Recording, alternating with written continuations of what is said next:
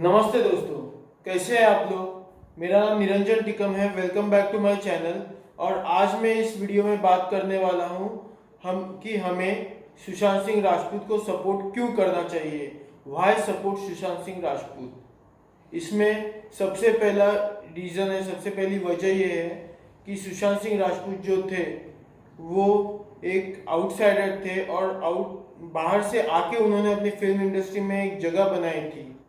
दूसरा रीज़न ये है कि वो जो फिल्मोग्राफी थी उनकी, अगर आप देख सकते हैं कायपोचे से लेके अभी तक की, और जो फिल्मोग्राफी रही हो उनकी, जैसे MS धोनी हो, कायपोचे हो, डिटेक्टिव ब्योमकेश बख्शी हो, या फिर अभी केदारनाथ हो, और जो अभी आई थी दिल बेचारा, ये जो सारी ये एक आम परिवार की कहानियां हैं।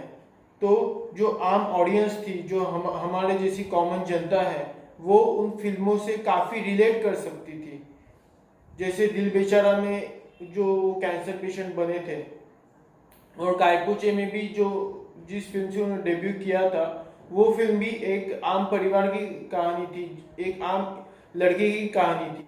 और जो फिल्मों में आने से पहले भी उनका जो करियर ग्राफ देखा जाए तो वो इंजीनियरिंग स्टूडेंट थे और रैंक होल्डर थे। उसके बाद आकर उन्होंने फिल्म सीरियल में पार्टिसिपेट किया। उन्होंने सीरियल में सब उनकी एक पहली सीरियल थी पवित्र रिश्ता।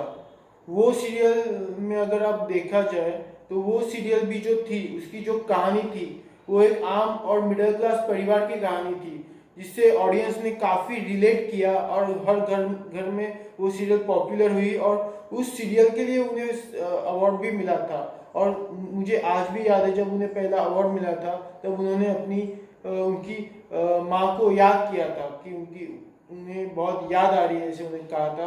उन्होंने एक जो अवार्ड मिलने के बाद स्टेज पे जो स्पीच दी थी, वो मुझे आज भी याद है। उसमें उन्होंने अपनी माँ को वो बहुत मिस कर रहे थे, ऐसे उन्होंने कहा था। तो वो अपनी माँ से काफ़ी क्लोज थे, और वो फिल्में तो कर रहे थे, लेकिन फिल्मों के साथ साथ वो और भी उनकी अदर एक्टिविटीज़ थी। जैसे कि वो उनके पास एक गिटार थी, और उनके पास एक बायनोकुलर था जिससे वो तारे देखते थे। उनको पढ़ने का बहुत बहुत शौक था।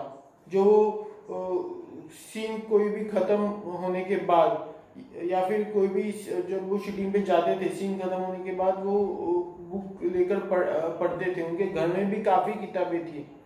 और देखा जाते तो उन्होंने काफ़ी सोशल वर्क भी किया था। हालांकि वो मीडिया ने उसको ज़्यादा कवर नहीं किया, लेकिन फिर भी उनके आप अगर वीडियोस देखेंगे तो आपको पता चलेगा वो आर्मी के साथ भी इन्वॉल्व थे। वो आर्मी कैंप में भी गए थे। उनके काफ़ी ऐसे वीडियोस है इंडियन आर्मी के साथ। और उन्होंने बहुत से बच्चों को नासा में भी भेजा था।